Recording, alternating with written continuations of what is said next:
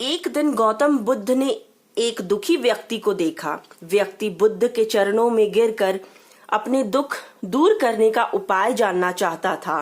गौतम बुद्ध ने उस व्यक्ति को अपने पास बैठाया और बोले, तुम व्यर्थ में चिंतित हो रहे हो। सुख दुख हमेशा नहीं रहते। मैं तुम्हें एक कथा सुनाता हूँ, ध्यान से सुनो। किसी नगर में एक सेठ रहता था।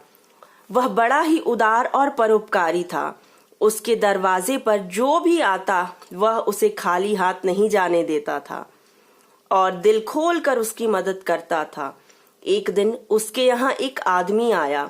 उसके हाथ में पर्चा था जिसे वह बेचना चाहता था। उसके पर्चे पर लिखा था, सदा ना रहे। इस पर्चे को कौन खरीदेगा? लेकिन सेठ ने उसे तत्काल खरीद लिया और अपनी पगड़ी की एक छोर में बांध लिया। नगर के कुछ लोग सेठ से ईर्ष्या करते थे। एक दिन राजा के पास जाकर उसकी शिकायत की, जिससे राजा ने सेठ को पकड़वाकर जेल में डलवा दिया। जेल में काफी दिन निकल गए।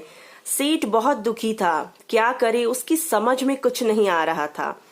एक दिन अकस्मात सेठ का हाथ पगड़ी की गांठ पर पड़ गया। उसने गांठ खोलकर देखा, पर्चा निकला और उसे पढ़ा। पढ़ते ही उसकी आंखें खुल गई। उसने मन ही मन कहा, अरे तो दुख की बात क्या है? जब सुख के दिन सदा ना रहें तो दुख के दिन भी सदा ना रहेंगे। इस विचार के आते ही वह जोर से हंस पड़ा और बहुत देर तक हंसता रहा। जब चौकीदार ने उसकी हंसी सुनी तो उसे लगा सेठ मारे दुख के पागल हो गया है। उसने राजा को खबर दी। राजा आया और उसने सेठ से पूछा, क्या बात है? सेठ ने उसे सारी बात बता दी। उसने कहा, राजन, आदमी दुखी क्यों होता है? सुख दुख के दिन तो सदा बदलते रहते हैं। सुख और दुख तो जीवन के दो पहलू हैं। यदि आज सुख है तो हो सकता है कल हमें दुख का मुंह भी देखना पड़े। यह सुनकर राजा को बोध हो गया। उसने सेठ को जेल से निकलवा कर उसे घर भिजवा दिया।